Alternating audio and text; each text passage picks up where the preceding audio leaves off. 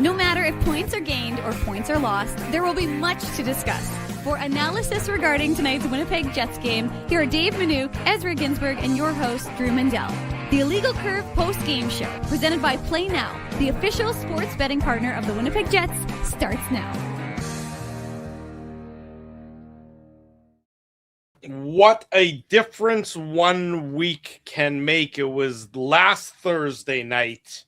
The Winnipeg Jets had just defeated the Tampa Bay Lightning by a 4-1 margin.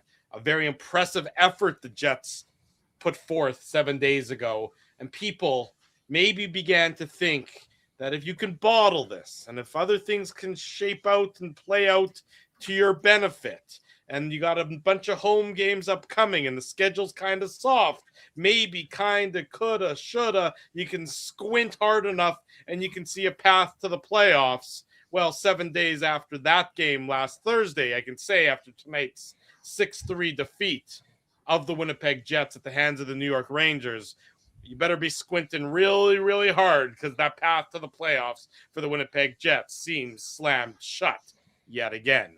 Good evening, Winnipeg. Good evening, Manitoba. For all those joining us live this evening on our YouTube channel and all of our social media platforms, we say good evening, universe, and welcome to the Illegal Curve post-game show. Along with Dave Manouk, along with Ezra Ginsburg, I'm your host, Drew Mandel, here to discuss the Winnipeg Jets losing what I can easily describe as a must-win game. This one, 6-3 at the hands of the New York Rangers. They follow up Tuesday's atrocity against the Anaheim Ducks by at least getting more shots on goal, but giving up more goals than you did on Tuesday, and that is not a recipe for success, gentlemen. Great to see you both. Thanks for filling in for me on Tuesday night. How are things on this Thursday evening?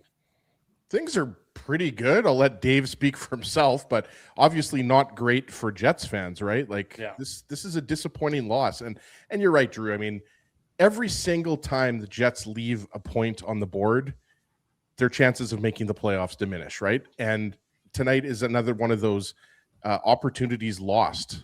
And you just can't give up 6 goals to the New York Rangers. Like, I realize that, you know, the Jets entered this game only 2 points ahead of the Rangers. But, I mean, if you really want to be serious about continuing to climb the Western Conference standings, like, this was a game that you just simply had to win. And the Jets, for the most part, were the better team. Like, you look at the expected goals, and they were, I think, I'd have to double check, but I think they were 2.7 for the Jets, 1.5 for the Rangers, something like that, right? Like, so you look at the shot share. Expected goals at 5-on-5 were 2.7 to 1.4. Yeah, right. Exactly right. So, I mean, like, just looking at the score is not indicative of the play on the ice. This was a tie game, guys, in the third period. And for the most part, the Jets controlled the play. And then I'm sitting there watching after the Rangers go up 4-3. I'm watching, you know, turnovers in front of their own zone. I'm watching Kyle Connor trying to go through the entire team. And don't get me wrong, Connor was one of the Jets' best forwards tonight, which he is on most nights. But I just thought that when they needed that push, when they were down a goal in the third period, they just were disconnected. And this is when your season is on the line here. And, like, did we see any body checks thrown tonight? Like, this game just, like, you know, you have to remind yourself again that, you know, the Jets, if they would have won their last game with all those teams in front of them losing, they would have only been 3 points out. So you can look at the percentages and everything like that, Dave, but what did everybody talk about today, or the players that spoke to the media, Scott Arneal, what did they talk about? They talked about controlling what they can control, right? Try to just win one game at a time and focus on that. And, like, again, I think the process was fine tonight. You know, it just seemed like everything the Rangers shot went in tonight. Hellebuck obviously didn't have a very good night. I'm not blaming this all on Connor Hellebuck, but certainly the fifth goal, you know, was a bad one. That was and that's the back-breaking goal, though. I mean, that's just what exactly. I mean, you're right. You know, the first 4 goals, there's traffic, it's deflections. They're not easy saves. You know, fine. But they're saves we've seen him make certainly many times before, Dave. And that fifth goal just absolutely cannot go in. It's like the third goal against Anaheim on Tuesday night, which also wasn't a great goal. The Kreider goal? Yes, I think that was Killorn. Yeah, the Killorn goal. It wasn't Kreider, it was Killorn. Yeah, it was Killorn. The third one in that sequence of 1:30 where they got the 3 goals. I mean, you just can't let that puck get past you. And Connor Hellebuck has let that puck get past him too many times this year. The entire Jets team has just been not good enough this year, and that includes the goaltender tonight. In fact, I was a little surprised that he was the starting goaltender for the Winnipeg Jets tonight. Me too. I would have gone with Eric Comrie Yeah. For tonight's game.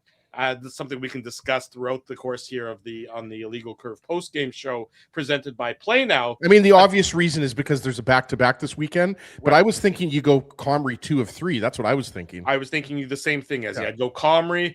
I would have gone Comrie tonight. I would have gone Hellebuck Saturday against the Avalanche and Comrie again on Sunday against the Blues. I mean, I know, first of all, Comrie's been playing good hockey in the very occasional starts that he's had as of late.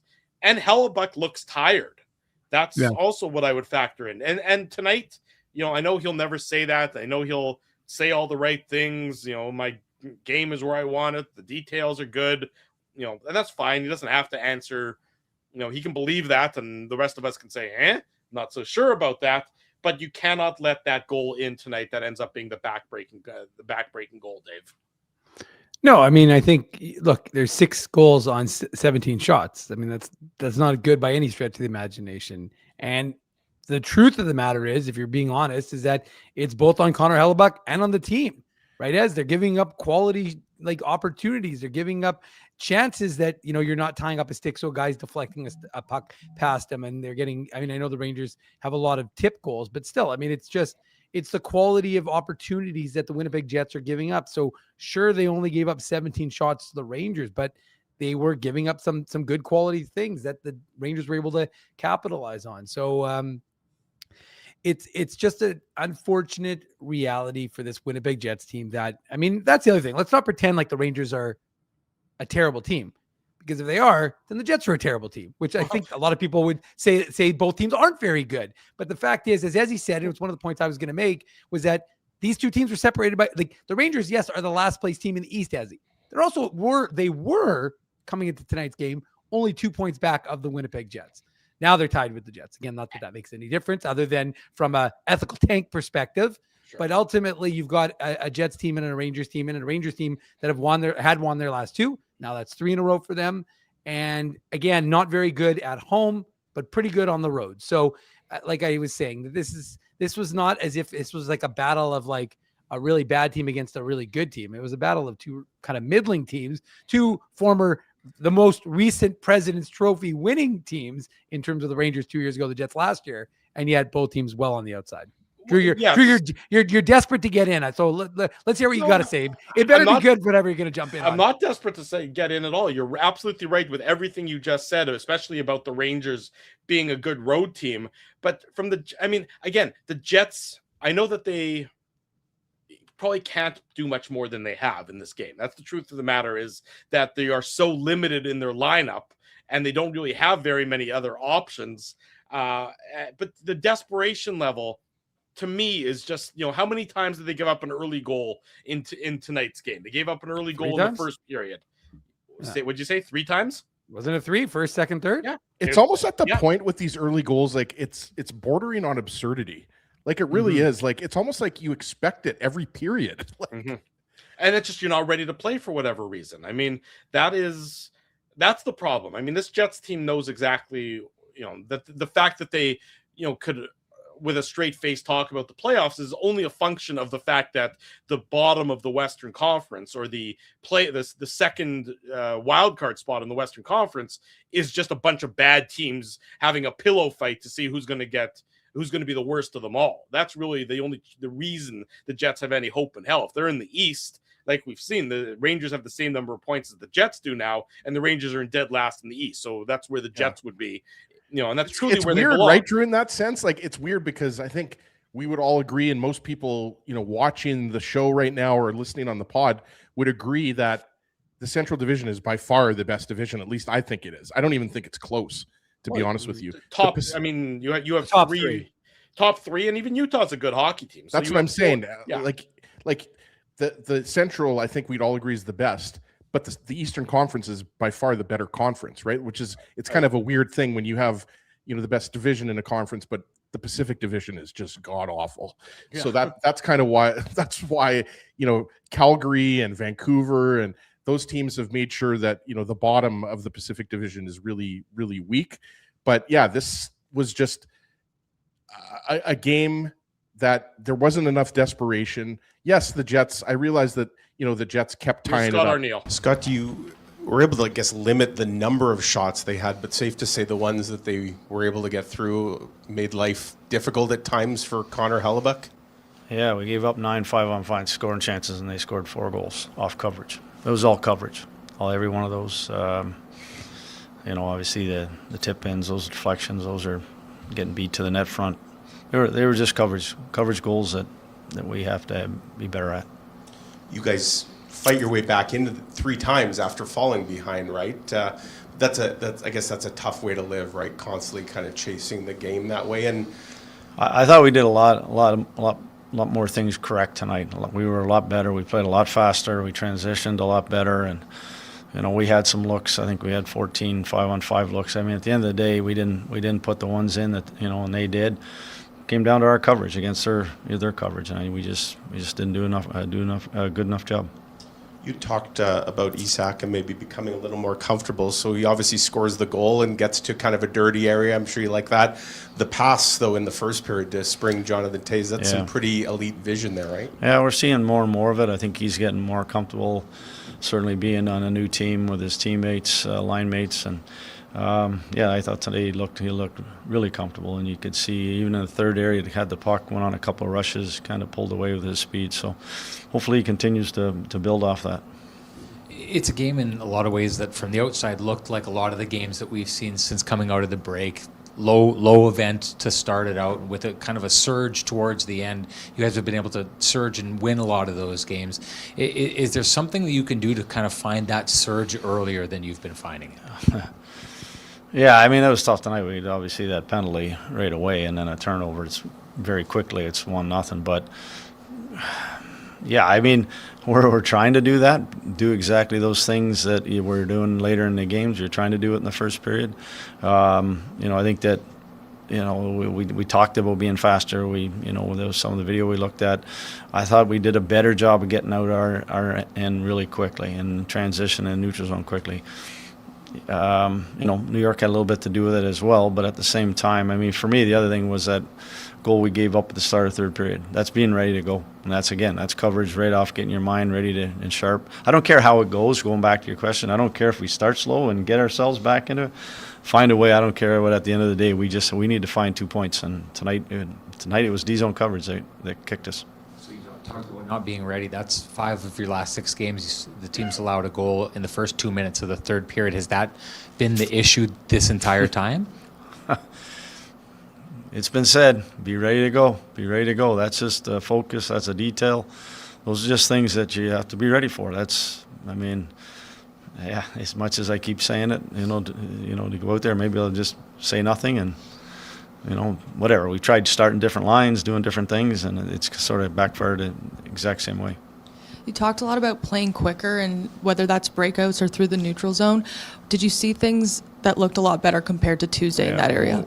We were way more on our toes tonight compared to the other night where we were on our heels sitting back and they just kept coming at us. And I thought tonight we pushed it forward that, we didn't, other than the times when they did score their goals, we didn't spend a lot of time at our end of the rink. I thought we got out of there quick.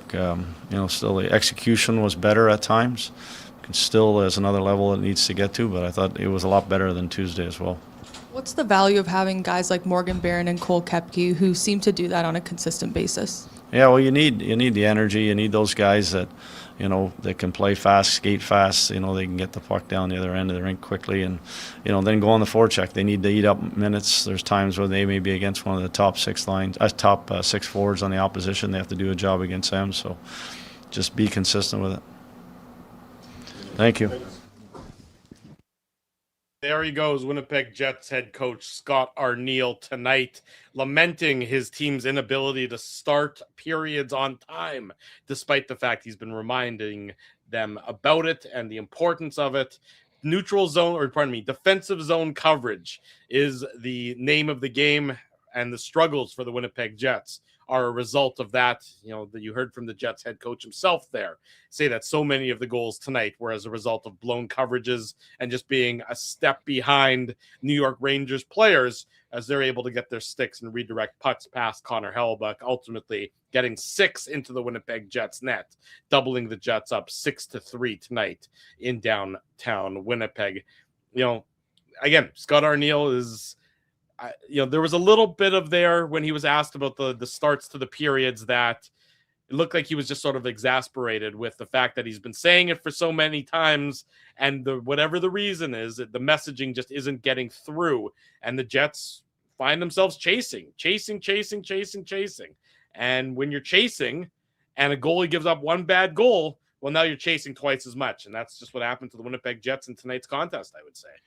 Yeah, and you could obviously hear the frustration in Scott Arneal's voice, and why wouldn't he be frustrated, right? You just played the worst team in the Eastern Conference with the opportunity to get a couple points and stay competitive in the Western Conference, and you lost. And San Jose's already won tonight. Seattle plays Colorado, so obviously we're going to be watching that game because obviously Jets fans, for once, want the Avalanche to lose. But it's 3-0 Colorado already, by the way. Is it? Okay. Yeah. I didn't see that. So then Colorado's giving, the game's not over. It's in the first period, I believe, right? First intermission. Yeah. So, the game's not over, but it's not looking good. So Colorado's doing the Jets a solid here. Yeah. But San Jose won. And I think there's another team, Nashville and Vancouver are tied up at 1 goal apiece in the first intermission. Right. And Utah is up 1-0 on Chicago. Again, right. Look, Utah, you can't catch. So I don't even really, obviously if Utah went on like a 4 or 5 game losing streak, Dave, then maybe the Jet, it's Seattle. It's the second wild card spot. That's in now play held here by San Jose as a result of their victory tonight. And frankly, San Jose would, of all the teams chasing or trying to battle out for that second wild card spot, San Jose is the most interesting of all the teams simply because of Macklin Celebrini. And and some of the other young players. William Eklund had a great goal for the Sharks tonight. They're the most interesting of all the teams. But it just goes to show you that if the Jets had played better tonight, where would they be in the standings? Well, they potentially would be 3 or 4 points away from the wild card spot. If they had a better performance than that god-awful catastrophe that was Tuesday night, they might even be closer. It's not like the opportunity hasn't been there for them. And it's not like these other teams are pulling away from them. The Jets are just falling further behind, Dave. I think that folks sometimes lose sight of the fact that 2 things can be true at once. We don't think the Jets are a particularly good team. So that's one thing that the 3 of us, I think, would all agree on. But we're also trying to clearly say that the rest of the teams around the Jets aren't very good hockey teams. So while you don't want us talking about a team that could potentially make the playoffs, this team was 3 points. If they win against Anaheim, would have been just 3 points back. So, you might not want us to, but we don't really have a choice until they're eliminated. So if you don't like that, then don't watch the show is what probably going to be my suggestion at this point, because it's just something we have to discuss. It's just the reality of the current situation. And I just think that folks are missing the point. The point is the Jets are a very flawed hockey team in that those flaws aren't going away, but so are San Jose. So is Nashville. Exactly. So is Seattle. So are most of the teams that they're chasing for that final spot. So I agree with Drew. Sorry, Dave, that I think San Jose, in terms of storylines and in terms of the fact that San Jose has been out of the playoffs in recent years, Macklin Celebrini, one of the best young players, I think it would be interesting to see San Jose go up against Colorado and just see, could they even maybe steal a game? I think a lot of people would pick Colorado to sweep in that first round, but they're going to be more entertaining. They're going to be fun. They're still flawed. Nashville's flawed. Seattle is definitely flawed. San Jose's got the most talent of all the teams. Of all the teams that are, let's say in the Western Conference that aren't what I'm going to say mostly assured of a playoff spot. San Jose's got the most talent of them all. I mean, there's nobody on Seattle that you're, and no offense to them, there's nobody on Seattle you're excited to watch play hockey, by and large. What about through, speaking of Seattle, Ty Cartier was claimed off waivers by the Rangers, and he had a goal and an assist tonight. So obviously Seattle was probably not happy that Cartier is making them look bad. But obviously, no, Seattle, just like Dave said, Seattle, Nashville, these teams, they all have flaws. They all have flaws. The Jets certainly are one of those teams with flaws, and you saw them on display throughout the course of tonight's contest, ultimately resulting in that 6-3 defeat. Let's get into the goal-by-goal recap of tonight's contest. We do it on each and every edition of the Illegal Curve post-game show. The Play Now game recap. Don't bet on illegal sites. Bet with Play Now instead, the official betting partner of the Winnipeg Jets. It's also Manitoba's local, legal, and secure gambling site. Keep your money in the fair province of Manitoba. 18 plus. Enjoy responsibly. Big thanks to our friends at Play Now for their continued support of the Illegal Curve post-game show and all of our broadcasts. We mentioned that it didn't take long for a goal to be scored in tonight's contest. 1:08 into the game. Adam Fox. We'll talk. This was a good moment for Adam Fox in tonight's game because there was a poor moment coming a little bit later on Kyle Connor's goal. But this is Adam Fox, his 5th of the year, assist to Mika Zibanejad. It comes on the power play. Gabe Valardi is in the box with a hooking penalty 59 seconds into the first period, and it takes the Rangers all of 9 seconds to get the opening goal on this one. You don't like the call that was made against Gabe Valardi because it was definitely a weak one. Horrible. Yeah, I mean, I don't care what anybody says. That was an awful call. I agreed. Like it was just it was just a little hook. Cheryl Pounder called it a love tap on the broadcast. Like it was. I mean, that type of stuff is like, if you want to talk about old school hockey, you right, you give a guy a little tug on his gloves. Like that was nothing. So yeah, I mean, it's. To start off the game like that, Dave, you were in the building. To start off a game like that, I think you were in the building, right? No. Oh, you weren't in the building. Sorry, I guess I forgot. I thought you were there. I mean, I just always assume any hockey game that's played at Canada Life Center, Dave is there. But I guess tonight you just decided to stay in your maison. I did. It was, I'm like, come on. I spent enough time in this place. I'm taking a break. Plus 2 more games this weekend. It's enough. Oh, after Tuesday's game, I mean, I went to Tuesday's game with my wife as a fan. I know I'm going to digress for a second here. My wife. And it was the first time we'd been back to see a Jets game since the Manitoba Miracle.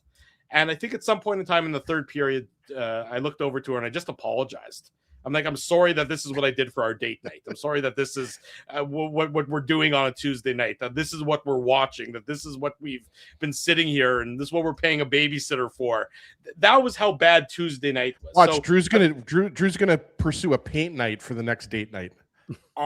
And Ezzy, I might pursue a watching paint dry night for our next date night. That's how bad Tuesday's game was. I know that that's a complete digression, but at least tonight's game was a little bit more entertaining because Tuesday's game was the worst hockey game I've ever witnessed in my entire life. That's how bad it was. And it was bad. It was definitely bad, and they're in a position right now where they obviously have to win out on the homestand, but it's just.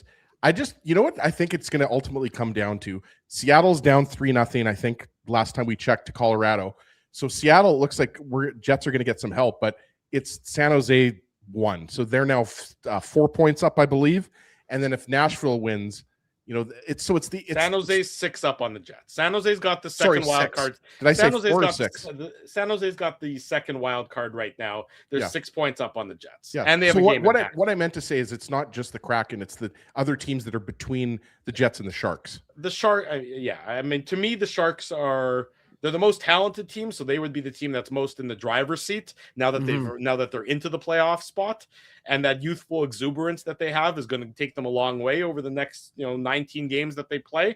The Jets, to me, just look like a team that's ready to be done with the next 18 games, and they'll go through the motions, of course, but they just don't look like they have a lot left to give, that they have a lot left in the tank. I mean, you just can't keep trotting out the same lineup night in and night out. Going back to what we were talking about before about Eric Comrie not getting the start in tonight's game. I think had Eric Comrie been in the net tonight, oftentimes when you see a backup goaltender in net, you just see teams have a little bit more attention to detail. You heard Scott Arneal talk about it, the Jets losing that attention to detail, particularly when they get scored on early in the periods and that they're not starting on time. I'm of the belief that oftentimes when you're playing a backup goaltender, everybody else locks in a little bit more. Hellebuck's tired, justifiably so. He's played a lot of hockey since the end of the Olympic break. And he was hanging out with Travis Kelce recently. Sure, that was Jason Kelce, Ezzy, not Travis. That was Jason. Sorry, Jason Kelce. There's a big difference between the two of them, but that's okay. Brothers who played football. It was a good effort, Ezzy. But why is he in town, by the way, Drew? You know this type of stuff. My understanding is he's here shooting a movie. That curling movie, but I think he's gone already. I think he was in filming his scenes and back out in the span. How does he fit into a curling movie? It kind of seems funny. Broadcast. He's playing the role of the broadcaster in the movie. Okay. That's the movie that was taking place. Which arena? I should know this, but Southdale. That was the Southdale Arena was shut down for that movie, right? I think so. Something along those lines. I'm not entirely As a resident curler, Drew, you should know this. I haven't been a resident curler in about 10 years, but I appreciate my frame of reference is usually decades back, so it makes sense. Yeah, there you go. In any event, I would have gone with Comrie in tonight's game. The Jets don't. Adam Fox opens the scoring a minute 8 in. Yeah. So if I can jump in here, Drew, just quickly, Cole Koepke can't clear the puck like that. Right. He just simply can't, Dave. And if you've listened to these post-game shows or you've listened to the Saturday show, we are all in agreement. Cole Koepke is a keeper. He's a good hockey player. He's a guy that we all think should come back and play for the Jets next year. Obviously, Chevy's the one that makes that call. But this one, what you end up doing is first off, the person that you give the puck to is the most dangerous person on the power play. Zibanejad has 13 power play goals, which is top 10 in the league. As Dave knows, the Rangers power play is top 10 in the league as well. You have to be smarter with that. And he had time. So, I hate to pick on Cole Koepke here, but he just gives it to Zibanejad, and Adam Fox has all the types of time and space, and obviously rips it top corner on Hellebuck. Well, the only thing I would add is that the second game in a row now we're talking about Koepke making an inopportune play to give up a puck. I think was the third goal against.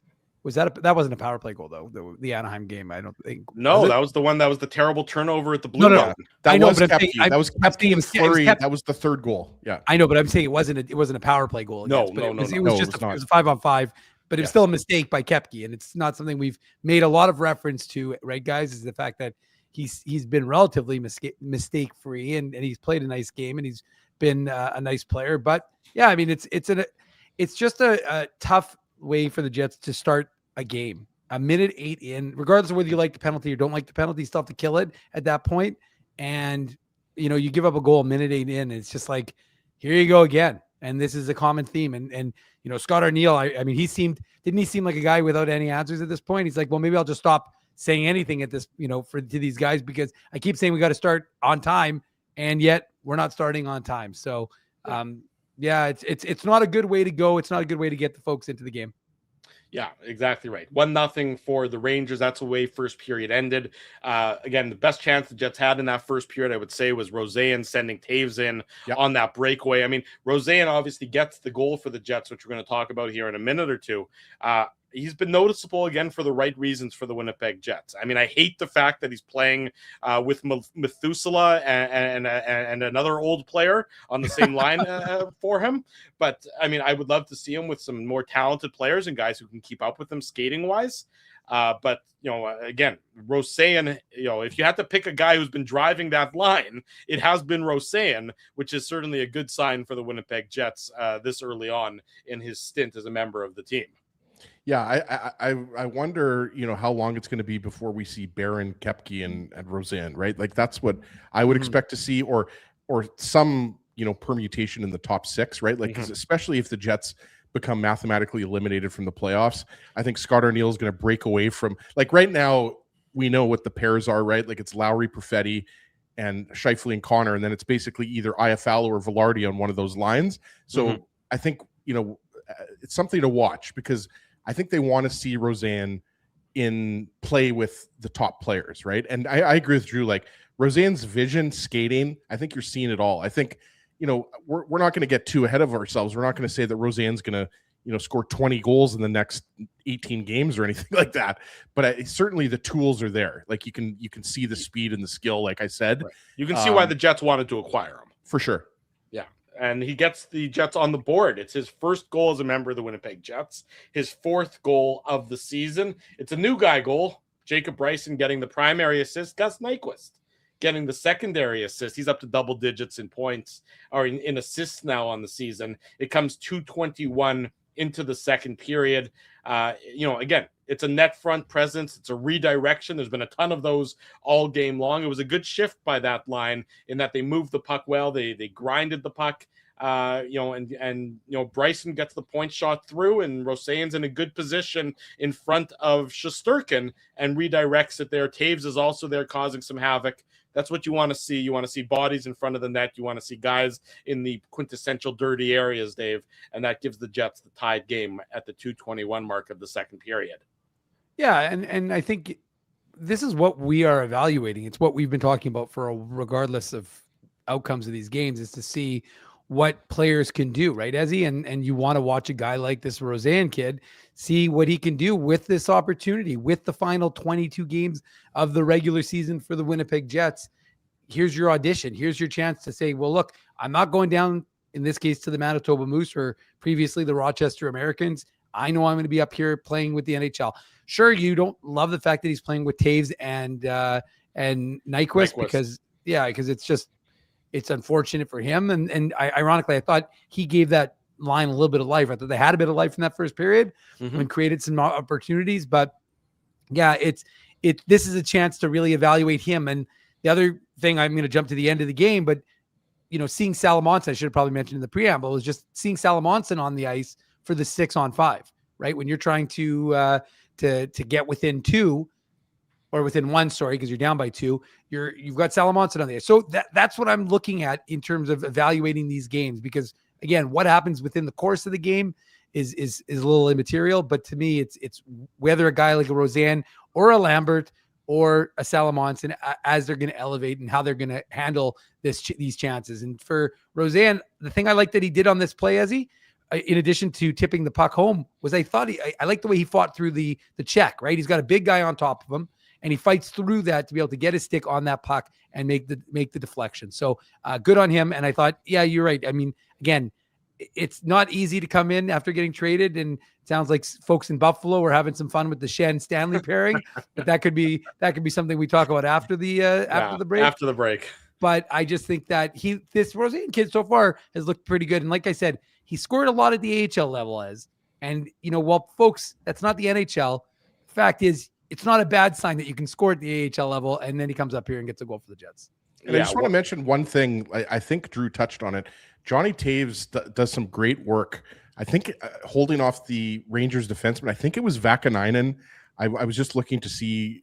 I think Vakanainen and Will Borgen is the Rangers it's third. Vakanainen is exactly who it is. So Taves does a good job with his body positioning, getting the puck back to the point there. Yeah. To Nyquist, and then who gets it over to Bryson, and then also Taves is at the net in front of Shesterkin battling with Vakanainen, right? So I just thought Taves doesn't get an assist on this goal, but I actually thought Taves had a pretty decent game. Like, he was working hard. We talked about the breakaway in the first period. He does some really good unheralded work on this goal. And Dave's right. I think Roseanne is going to be very interesting to see who else he gets to play with and what he's able to accomplish in these last 18 games, because he's a guy that I think factors in all of a sudden. After that trade, he's a guy that you look at, and for all this talk about the lack of secondary scoring this year, he's going to be a guy I think that the Jets give every opportunity to stick in their top 12, not only this year but next year as well. I'd agree with that. 1-1 at that point early in the second period. It lasts for about 5 minutes and 15 seconds to be exact. The Rangers get the Jets running around in their own zone. Adam Lowry and Hayden Fleury are both chasing after a Rangers player and run into each other. It allows Gabe Perreault to get the puck out to Will Borgen, and then Alexis Lafreniere is able to go to the front of the net, and I think it's Hayden Fleury is trying to recover on this one. He's a half a step too late, and Lafreniere makes a nice tip, and he gets it past Connor Hellebuck as he's cutting through the middle of the ice. Good shift for the Rangers, not a good shift defensively for the Jets as they get caught just not puck watching. That would be not the correct words. The Rangers just have them on, just are toying with them like a cat with a string, or a cat with a ball of string sort of situation. And the Jets aren't able to recover, and the deflection gets past Hellebuck to make it 2-1 about the 7.5 minute mark of the second period. Yeah, it's not. It's just it's a little bit. They're running around a little bit. I wouldn't say that they were scrambling, but it's a point shot and a tip, and we're going to obviously see that again when we break down some more goals in this game. Mm-hmm. But it's just, it's not. Scott Arneal said this, and I think Scott Arneal, I don't think gets enough credit sometimes for how articulate he is. He mentioned this. He said coverage. He said these goals, a lot of these goals are coverage, and it's just not tying a stick up. And Lafreniere, it's pretty it seems pretty simple. Like when you talk about this, you got to get a stick on him or get a body on him, but he's in front of the net and nobody's touching him. Yeah, and both of the Jets are kind of just coasting along. I think it was.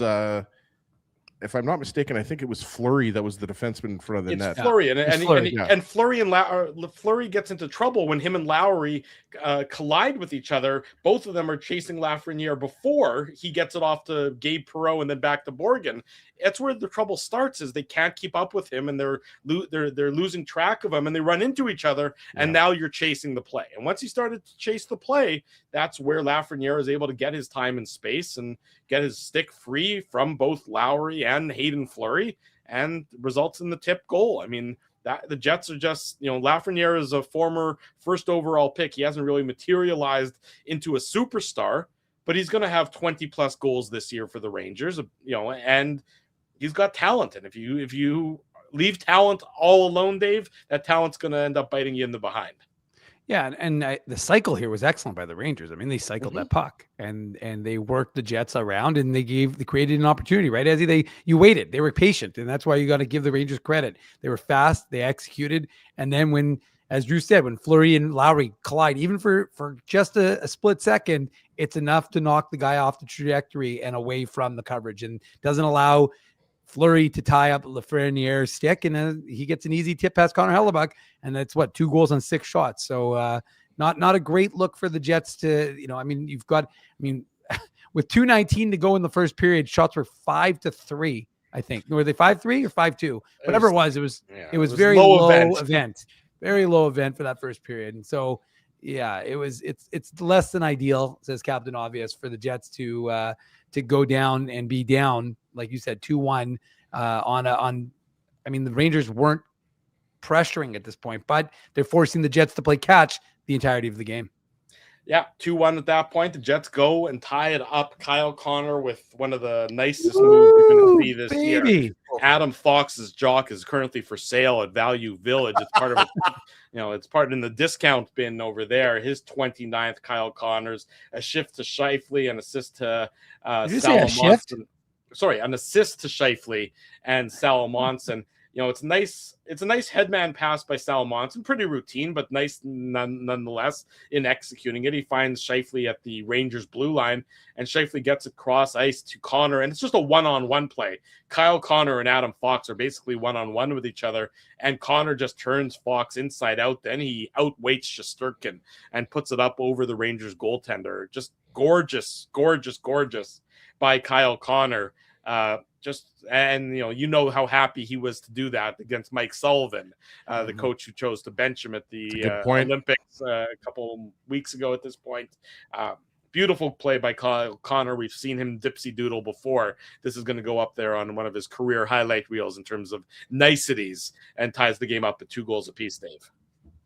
It's spectacular. I mean, I don't know that there's enough adjectives to describe Kyle Connor's ability to score, right, Ezzy? And we've probably used them on all of our Illegal Curve hockey shows since he was drafted back in 2015, because he is he really is. He's just an incredible goal scorer. And this play is just, I mean, it's not like he did this to a third pairing defenseman. He did to Adam Fox, and he turned Adam Fox inside out, and then he does it to a pretty good goaltender in Igor Shesterkin.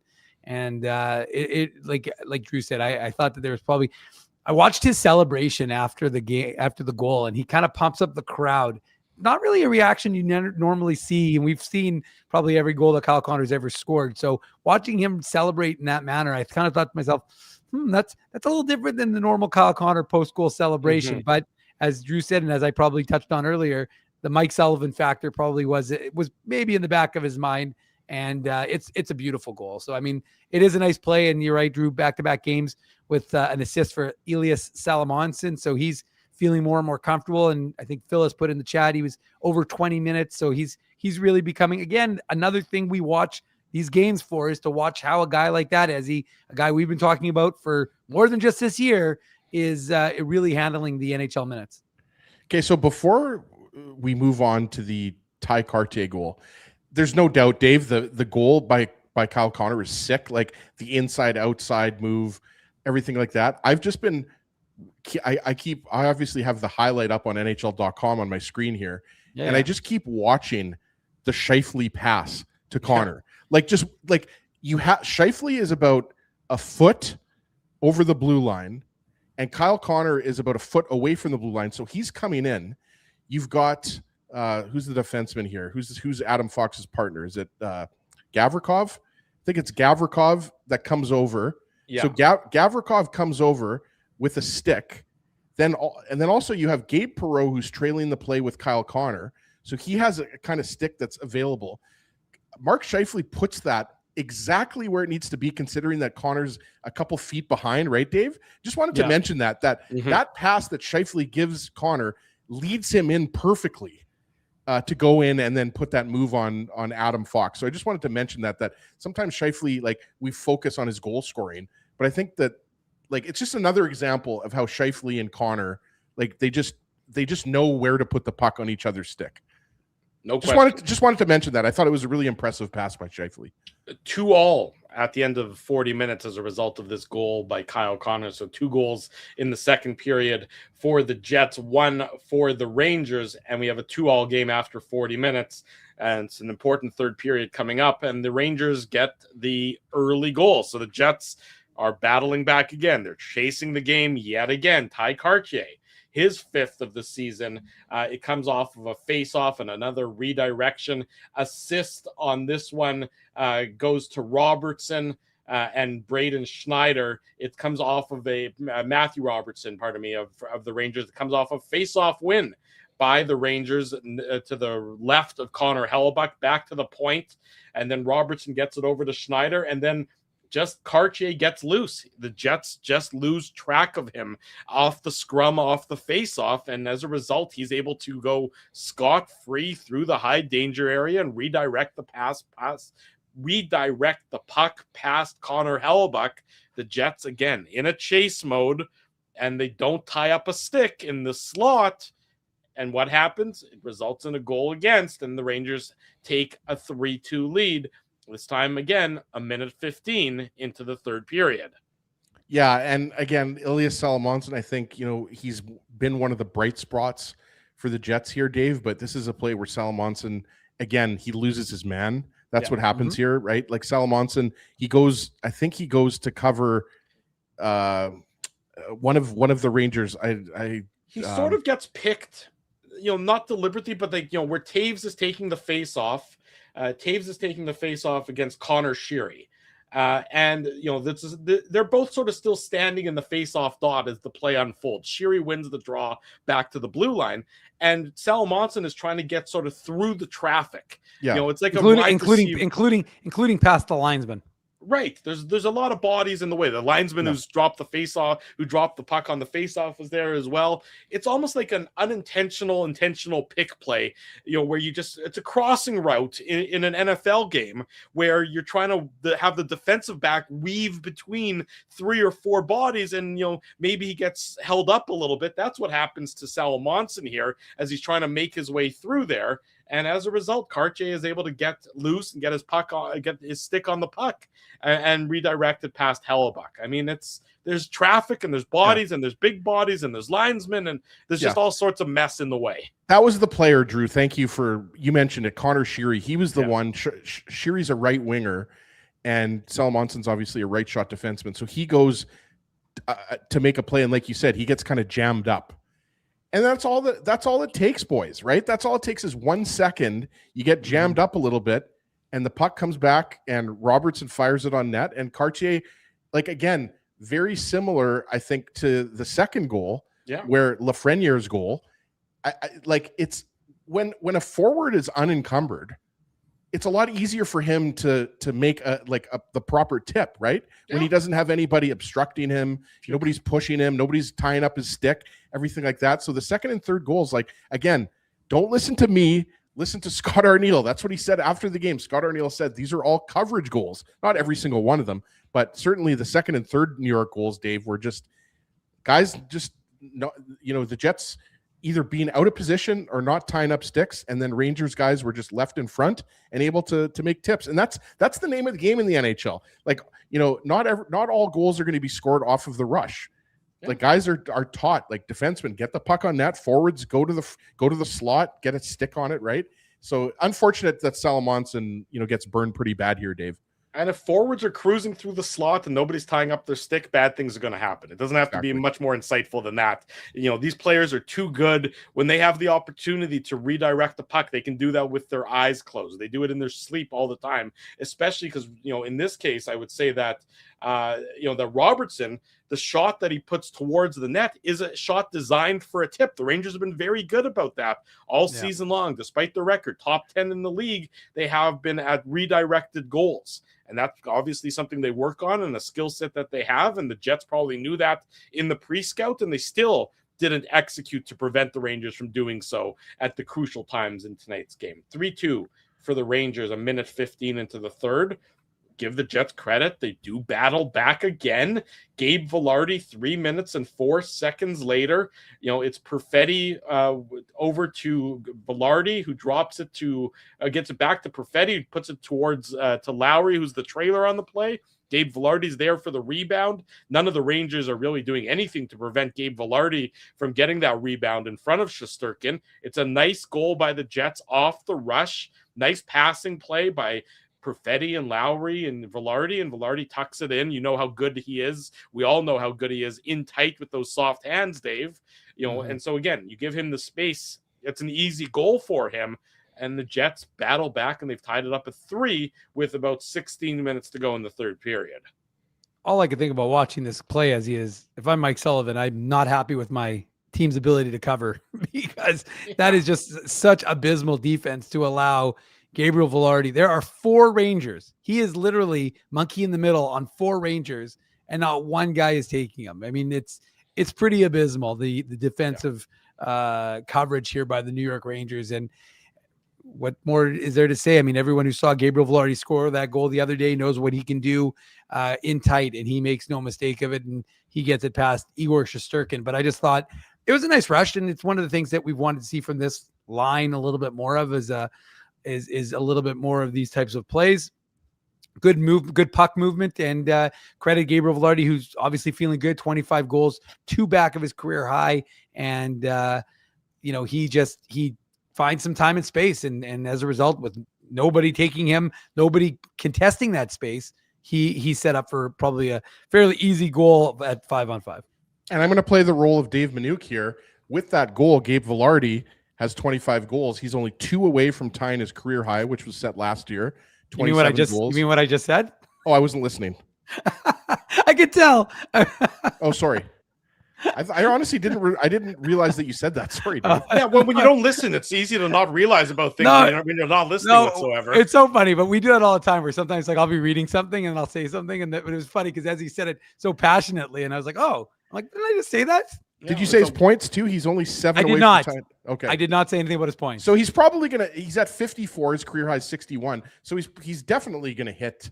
I mean, unless he gets injured, So awesome. I mean, again, to me, Gabe Valardi's been another one of those bright spots for the Jets. No Yeah, of question. course. He's For been sure. very good for the Jets this year. Plus, he likes to do a lot of Lego. If you watch the intermission feature, was funny. That was on a pretty Gabe good one. Valardi today. Were you boys Lego kids? Like, were you into the Lego when you were Couldn't young? afford it, as you were from the North End. Well, I was not tuxedo silver spoon Mandel over there.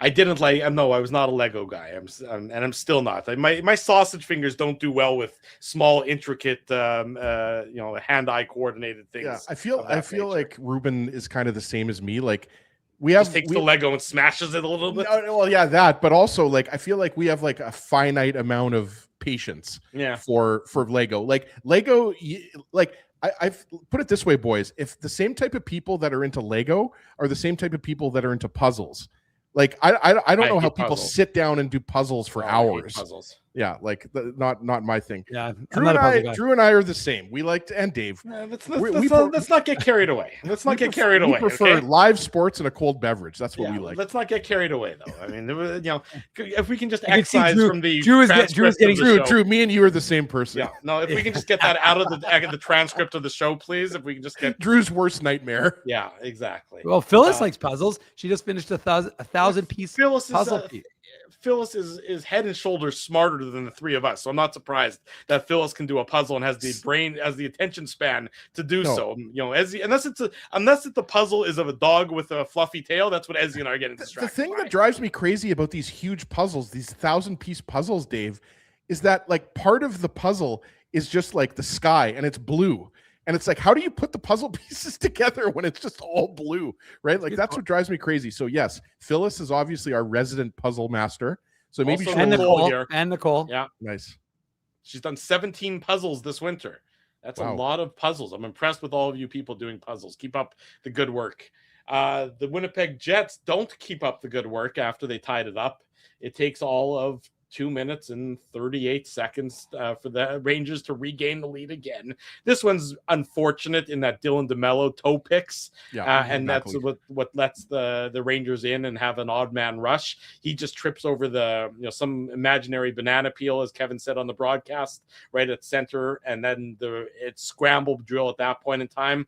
And Gabe Perreault is coming into the zone, and as a result of DeMello now chasing the play, and the Jets are doing everything in their power to prevent the Rangers from being able to take advantage of that. Unfortunately, they cannot. Gabe Perreault redirects the pass from Braden Schneider past Connor Hellebuck, and now the Rangers have retaken the lead 4-3 with just under the 7-minute mark of the third period.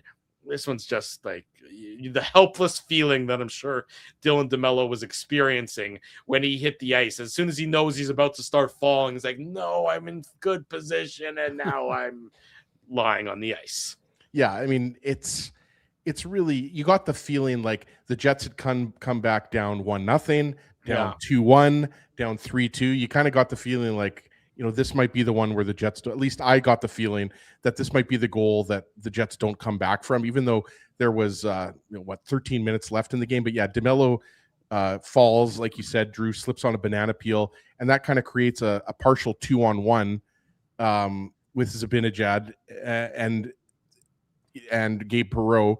And then the Jets are kind of now almost a little bit, Dave, like, it felt like they were a little bit in scramble mode, right? Like they had come back and then they were just kind of, again, a little bit out of position, and they weren't able, Perreault wasn't tied up, and the shot comes in and Perreault's just right at the side of the net. Like, again, I'll repeat it. These were coverage goals. Like, and Scott Arneal, mentioned that after the game. Like, these are all goals where, a player's just left a little bit open. And if somebody's a little bit tighter on him there, Dave, then, Perreault doesn't get that rebound. But yeah, it all starts with the unfortunate Dylan DeMello falling down in the neutral zone. The only thing I'm going to add, though, Ezzy, is that there's 4 other guys. Okay, Josh Morrissey's in position, but where are the forwards? Like, you see that DeMello is down and Kyle Connor's back in time, and then he puts himself into no man's land. Yeah, and so he loses track of everything where he's supposed to be. Right, but I mean, it's just, you kind of have to realize, like, well, wait a second. If we don't have the defenseman back, I have to be the defenseman back. Yeah, exactly. He needs to go to the front of the net, and he needs to take that stick away, because, I mean, again, it's a 3-all game. You're not talking about a game where it's out of control. Like this is a game where, okay, you see DeMello, he's down on the ground. Okay, that means like it's got to just trigger the instant.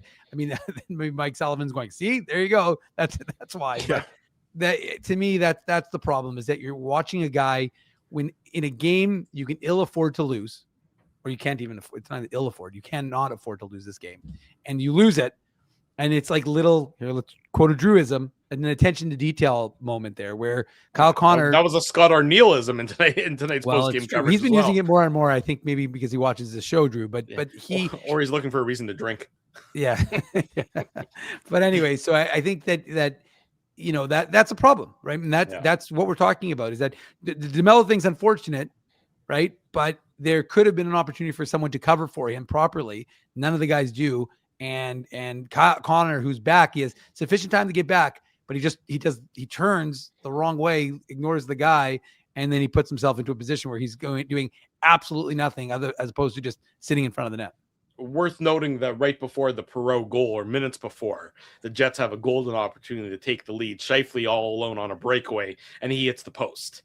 So the Jets come that close. There are a couple of posts in tonight's game. Yeah, a couple posts in tonight's game, but that one was in particular because it was, would have given the Jets their first lead of the game, and instead, what happens a couple minutes later, the Rangers take advantage of this opportunity and the miscue, or the unfortunate miscue in the neutral zone that leads to the quasi odd man rush.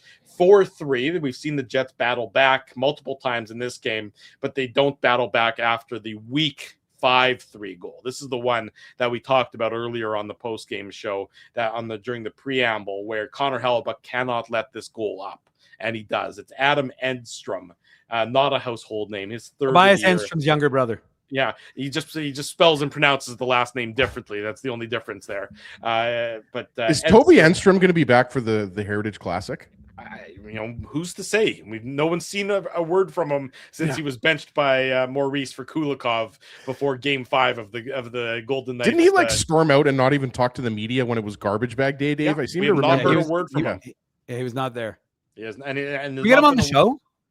It's probably worth asking. I'm not sure who we ask. I'm not sure if the organization's in touch with him, but time will tell on that front. Never know. Adam Edstrom, his third. I suspect, Ezzy, we're gonna have some time to fill in between during the playoffs. So that's why we're trying to get Joe Carter and Cito Gaston to join us, even though it has nothing to do with hockey. They're coming to Winnipeg to speak at the Rady JCC dinner, and we're of course one of the media sponsors of that. So we're hoping to get Joe Carter and Cito Gaston on at various points in time between now and let's say mid-June. We're gonna have them on every single week in the month of May. Edstrom is third, assist to Trocheck and Connor Sheary, and the Rangers outwork the Jets on this one. The Jets just lose track of Edstrom. I mean, he goes for a bit of a skate. He wins a puck battle. He retrieves the puck, gets it over to Trocheck, gets it over to Sheary, and nobody picks Edstrom up as he goes around the blue line. Sort of does a button hook, curls back, takes the puck from Trocheck off the pass. But Hellebuck's got to make this save. It's not like he gets all of the shot. It's not like it's a bullet. It's not like it's an beautiful shot to the top corner. Hellebuck has to make the save. The Jets need to be better in their own zone on this one, but it just absolutely cannot get past Connor Hellebuck in this instance. He's already given up 4 goals in the game. Yeah, I don't know that any of them were necessarily his fault per se. This one definitely was, and he cannot let it past him. But he does, and as a result, the Jets are down 5-3, and then we know how it ended with the 6-3 final. Yeah, before I just getting more into the goal, like once that goal went in, as that goal was going in, I should say, I'm just thinking to myself, like, Connor Hellebuck just didn't look right, like on that goal. I just the way he played it, like, I don't know what it was, like if it just slow to react, or I don't know, but you're absolutely right, Drew. That one can't go in because it wasn't a bullet. It was a nice one-time shot, but from the distance, like how many feet would you say that was out, Drew? Like 40? I mean, 30 feet. I mean, it was near the top of the circle. Yeah, it's a screen by Jacob Bryson. There is a bit of a screen from Bryson. Yeah, sure. Yeah, that's true. No, that's true. And Dave, we want to cover all aspects of the goal, right? That's what we do here. But at It's at the top of the circle, if not further than the top of the circle. So that's and to Drew's By point, the way, though, I gotta give Steven credit as it looks like a tank of what's- some sort, but I think it's a tank, but it's a pretty impressive design. yeah, I thought something was wrong with my screen. I'll be honest. no, I saw that and I was like, all of a sudden, is my screen cracked? Like, hold on, get I that think- comment up again. I like that. I think Steven created a tank there, and if he did, good kudos on Steven. Steven's a longtime IC supporter, so I have no problem keeping that comment up there a little bit. He says it I messed up think he after just typed it. he just fell asleep on the keyboard from Tuesday night's game, is what that is. Yeah, but I just wanted to mention Hayden Fleury one hands the puck, like Drew said. Edstrom's has pressure, forechecking pressure. Yeah, on it's a Fleury. good play by Edstrom, Ezzy. Yeah, but Fleury kind of just one hands it and then he takes a spill. So now he's a little bit out of position. And like Drew said, Edstrom just kind of gets lost. Drew called it the button hook, I believe. And then he comes back and like he's in the slot. And then who feeds him the puck? Cartier, I think? No, Trocheck. Trocheck, sorry. Yeah, Trocheck feeds him the puck and it's a one-timer. But again, Hellebuck's got to stop that from considering how many feet that it was the top of the circle. Let's go 30 feet away. Yeah, That was it's not got to stop that. You got to stop that. He doesn't. 5-3.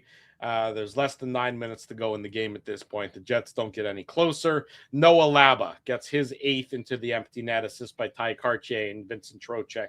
And the Rangers double up the Winnipeg Jets 6-3 tonight in downtown Winnipeg. A disappointing result for the Winnipeg Jets, no question about it. And they do not play heads-up hockey, I would say, which of course is a shame because one of our great sponsors is our friends at Wheatland Hockey, and they always teach you about heads-up hockey, the Wheatland Hockey heads-up hockey play of the game. Wheatland Hockey is building skills, character, and excellence on and off the ice, a fresh approach to youth hockey. And development is a program for absolutely everybody, boy, girl, man, woman, doesn't matter. Check them out online, wheatlandhockey.ca. They're doing great work, our friends at Wheatland Hockey are, and we encourage you to check out their vast array of programming, and we thank them for their continued support of the Illegal Curve hockey show and the Illegal Curve post-game show. Disappointing result in downtown Winnipeg tonight. 6-3, the Rangers defeat the Winnipeg Jets. When we come back on the post-game show, we'll give you a little bit more information about our final watch party of the year. That's coming up in April, so with some details about that. Plus, we'll talk about what they're discovering in Buffalo when it comes to a Logan Stanley and Luke Shen defensive pairing. Much more to come. Join Dave Minuk, Ezra Ginsburg, and yours truly, Drew Mandel, for more of the Illegal Curve post-game show. I want to thank you for not betting with Play Now and choosing our illegal gambling sites instead. Because we couldn't afford things like this without your money. So much of your money. Now you might have questions like, Do our profits benefit your community? No. or bet with Play Now, Manitoba's local legal and secure gambling site. Dining, entertainment, parking, and convenience, all in one spot. City Place is located in the heart of downtown Winnipeg, attached to the Canada Life Center. Whether you're working, living, or out for a night in the downtown, make City Place your go-to destination before or after the fun finds you. Lunchtime, game time, anytime. Visit City Place at 333 St. Mary Avenue, next to Canada Life Center. Boys, I've made an important life decision, and I need your support. Oh, boy. I've decided to get a grill. You mean a barbecue grill for cooking? Like, that's not an important life decision, Ezzy. No. A grill for my teeth. A grill for your teeth? Do I even want to know why you're doing this? It's simple, really. Every time I go to Holt Dental, I get treated so very well by Dr. John and his team that I need to keep finding additional reasons to go back. I rely on Holt Dental for all of my dental needs, and they do it all, from regular cleanings to cosmetic dentistry. Plus, they have free parking at their front door, and you know how much I love my convenient parking. For all your dental needs, Illegal Curve recommends Holt Dental, conveniently located on Taylor Avenue near Grant Park Mall. For more information, visit them online at holtdental.ca. For over 40 years, Rumors Restaurant and Comedy Club has been Winnipeg's home for stand-up comedy. Renowned in the comedy world as a must-play venue, Rumors has recently been named Canada's top comedy club and a top 5 comedy club in North America. From birthday parties to date nights to fundraisers, wedding socials, and everything in between, Rumors is your destination for the best live entertainment Winnipeg has to offer. For information on upcoming shows, Rumors' incredible promotions, and to purchase show tickets, visit rumorscomedyclub.com. Hey Winnipeg, Joe Carter here. I look forward to joining you in Winnipeg on June 4th for the Ray D. JCC King Cronson Sports Dinner. See you in June. Don't be late. At Boston Pizza, a fast lunch doesn't have to mean fast food. Now you can get a $15 lunch served in just 20 minutes, including your choice of a main, side, and drink. That's right, lunch for $15 at your local Boston Pizza.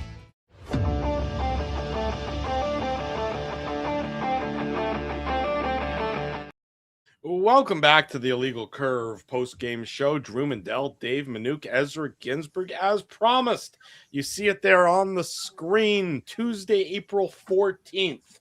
That is, barring an unexpected playoff run, so is going to be the last Winnipeg Jets away game of the season. We encourage you to come join us at Boston Pizza on Taylor Avenue, Tuesday, April 14th. We'll watch the Jets and Utah Mammoth game all together. We will then do a post-game show live from BP. Come together. Who knows how many more opportunities we are going to have to get together before the season comes to a conclusion. The answer is probably not that many. So mark it in your calendar. You have more than a month to plan, so you have no excuse not being there. Tuesday, April 14th, the Jets, the Utah Mammoth, but more importantly, the Illegal Curve crew, and all of you, all of the friends, all of the family, all of those that we consider family that join us here on the Illegal Curve post-game show each and every night. They're going to be at Boston Pizza Tuesday, April 14th. I will keep reminding you of this ad nauseum over the next month plus, but be sure to put it in your calendar and join us at Boston Pizza on Taylor Avenue. Ezzy, that means you too. You put that in your calendar as well. Oh, absolutely. I'm looking forward to it. We always love doing the live watch parties and the live post-game shows. This one's going to be even more fun because it's going to be our year-end party. By the way, Drew, I just saw the William Eklund goal. Yeah. Holy smokes. That's why San Jose is going to be that's why I want San Jose. I mean, look, San Jose against Colorado in the first round is at least going to be a lot of fun in terms of offense. And there's going to be an average of 12 goals scored every game. Like it's going to be crazy. I'm with you. I mean, like I kind of like, a month or so ago, I was, saying that Nashville was a team like Nashville. I think too would be an interesting story just because nobody thought that they would be in the playoffs. But yeah, I'm with you though, Drew. I'm all for San Jose. They've definitely, had some lean years here. Yeah. And, with players like Celebrini and Will Smith and Eklund, I mean, it would be an exciting series. Lots of goals in that series. But yeah, if you haven't had a chance to see the William Eklund goal, go on TSN social media or Bar Down or YouTube or whatever and check it out because you're definitely going to be seeing that goal for years to come. That one was a good one today. And did you see the Tage Thompson 5 one-timers in a row from the Buffalo-Washington game? I saw that, yeah. That was also pretty funny. Just loading it up and just firing it one after another, after another, after another, after another. At least there's some entertainment happening. On Saturday's Illegal Curve Hockey Show, we'll be joined by Danielle Bain, who, of course, covers the Jets for TSN here in Winnipeg. She's the bureau reporter for TSN. Danielle's going to join us on Saturday to talk about the Jets. Of course, they're in action Saturday afternoon and Sunday afternoon, so a doubleheader of matinee games this weekend. So Danielle will join us to tee all of those up. And then speaking of Buffalo, our good friend Marty Biron is going to join us to talk about really the post-trade deadline world in the NHL. talk about those Sabres, who I think everybody in the league is probably going to be cheering for them once their team is eliminated from the playoffs. That Sabres Lightning game from earlier this week was an absolute doozy. Wasn't that an entertaining hockey game? That was worth the price of admission and then some. So we'll talk to our buddy Marty B. Ron about everything that's going on in and around the NHL. So that's coming up Saturday morning, 9 a.m. back here on the Illegal Curve YouTube channel. As for the Winnipeg Jets, it's an optional practice tomorrow at Hockey for All Center. So if you're interested in taking that in person, you can head down to the rink at the end of Portage Avenue and check that out. I think it's 12 noon, Dave. Is that what I'm yeah, correct. Thumbs up there. So you can check that out. We'll have it covered in its entirety. Of course, come say hello to me. I'll be there. Dave will be there. What are the Moose up to? They were in Abbotsford, right? They split with Abbotsford. Thomas Milichezi, he had a shutout streak. Hold on, Dave. Hold on. Put on your antlers. It's time for the Minuk Moose Minute on the Illegal Curve Hockey Show. Well, you knew he was going to have to press it, so I mean, I know. By the way, I'm wearing the blue. If I'm not hitting, sorry. No, go ahead. No, I was going to say, if I'm not hitting that button, what am I doing here, right? Well, I was just going to say I'm wearing the blue version of that black hoodie that's in the said bumper. But yeah, I mean, it's been the Thomas Millett show. He had a 1-0 shutout against Toronto. He had the 4-0 shutout against Abbotsford to kick off the 4-game road trip. As T. Konopoli mentions, Tyson Empey. I don't care. People might say they don't like fighting, but when I clip fights, when I clip my Moose stuff, it does okay, but when I clip the Moose stuff and it's a fight, it usually does very well on social media. So Tyson Empey, he had a big old tilt. And you know what? Again, really annoying because he had a great hit. He's tough, but he had a great hit we knocked one of the Abbotsford players, just clean hit in the I can't remember which end it was. Maybe it was in the Moose end, but it was a clean hit. Nothing wrong with it. And then he was forced to answer the bell, and it came like a couple of minutes later, so it probably should have been an instigator. But regardless, it was a big tilt. Tyson Empey was feeding him some fists of fury as he. So if you didn't see it, of course, it is on my IC Dave chat and Twitter, I should say. And I just want to just quickly say, Dave, before we go back to you, just realize that Tyson Empey is a former Flin Flon Blue Bomber. Blue Bomber? Flin Flon Bomber. So obviously now I like Tyson Empey even more. You got a little excited there. You can see a little premature excitement coming out of you there, Big Daddy. Yeah, as long as it's not the premature other thing. Oh, Jesus. God. All right. Well, this is a family show, or at least it was. But Tyson Empey, a good Sasky boy, as he was definitely bringing it when he gets a chance. Him and Fabian Wagner, the 2022 6th rounder. He is. They've been kind of flipping spots. Still no David Gustafson. He's been out for about 5 or 6 games now, dealing with an injury. So that's been a little bit unfortunate for the Moose. But yeah, they didn't have their best game. Had a chance to actually tie the game. Samuel Fogamo, he had a bullet. I think it was Jacob Julian, the Jets 5th rounder. He set him up. Didn't get a chance to tie it. As a result, the Abbotsford Canucks got the win. So the Moose split their series in Abbotsford. Now they're in Calgary. They'll take the Wranglers, or they're taking on the Wranglers, I should say, tomorrow and on Sunday. So home of Tyrell Bauer, Cochrane, Alberta, as is for, even though he was born in Flin Flon, Ashton Sautner. So a lot of Calgary guys out from the Moose. Dylan Anhorn, he's also. But Sautner, I think, played his minor hockey in Alberta, right? Yeah, he was brought up in Alberta, but he's actually, I think his family said I think he told me that his family moved to Saskatchewan, then to Alberta, but he grew up in Alberta. And so anyway, so you've got Sautner, you got Dylan Anhorn, Jared Anderson Dolan's a Calgary guy. There's a lot of Western Canadians on this Moose team. So it'll be a well-attended, I would imagine, from the visitors' perspective. Friday night in Calgary, then Sunday in Calgary as well. Then they're back home and they play the always fun school day game, boys. Wednesday morning, 10:30. Me, 6,000 screaming kids at Canada Life. So that'll be a blast. It's the second one of the season. That's against Milwaukee. Then they play them Thursday night, and then they're playing a team they haven't played in about 6 years.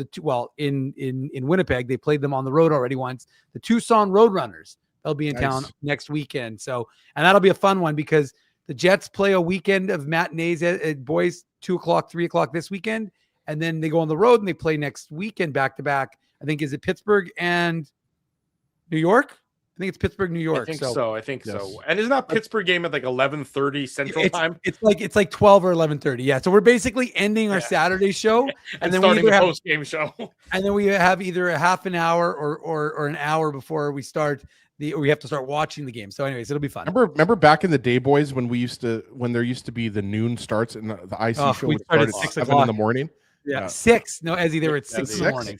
Yeah, 6. So used to be. It's actually so the game in Pittsburgh is on the 21st. That's at noon Central Time start, and then they play the next morning. It's an 11 a.m. Central Time start on Sunday, March the 22nd. Can you imagine? You have to have your game face on for 11 in the morning Central Time. That's the puck drop in New York. That's going to be a barn burner. Let me tell you. The Jets and the Rangers, 11 in the morning, 12 Eastern on a Sunday afternoon. Woo! Get your tickets now for that contest. So basically, the next 2 weekends, we're not going to have a life. Yeah, but we don't have lives to begin with anyway. So yeah, what are you talking about? This gives us life, Ezzy. I literally live. I live for a legal curve in the chat. I know that. So I mean, this is actually your dream come true. It's like you have your default position, and you don't even have to pretend that you're going to do something else instead. I'm going to be stocked up with popcorn twists and chips and everything. I'm not leaving my house, boys. Oh boy! And on that note, we say a big thank you to all of you and a big thank you to all of our sponsors who make the post-game show, the Saturday show, and the website a possibility. Our friends at Rumors Restaurant and Comedy Club, talking about good Sasky boys, comedian Kelly Taylor, the pride of Prince Albert, Saskatchewan, friends with all of these Sasky hockey players as well. He's at Rumors this weekend. There's only one show that isn't sold out. That's the Saturday 7:15 show. Not many tickets left. Get them at rumorscomedyclub.com. Our friends at the Rady JCC Sports Dinner Thursday, June 4th. You'll hear from Joe Carter and Cito Gaston on this show over the next couple of weeks and months as we lead up into that one. Boston Pizza, I mentioned it, the April 14th will be there. Wheatland Hockey, City Place, Holt Dental, and of course the title sponsor of our programming is courtesy of our friends at Play Now. Support all of these fine businesses because of their continued support of Illegal Curve Hockey. Thanks to all of you for joining us. If you haven't already done so, smash the like button, turn on your notifications, and be sure to join us on Saturday morning for another edition of the Illegal Curve Hockey Show. Plenty more post-game coverage to come on illegalcurve.com. Jets drop a 6-3 decision to the New York Rangers tonight. For Dave Minuk, for Ezra Ginsburg, I am your host, Drew Mandel. Thanks all for joining us. Until Saturday at 9 a.m., we wish you good night and good luck, and thanks for watching the Illegal Curve post-game show.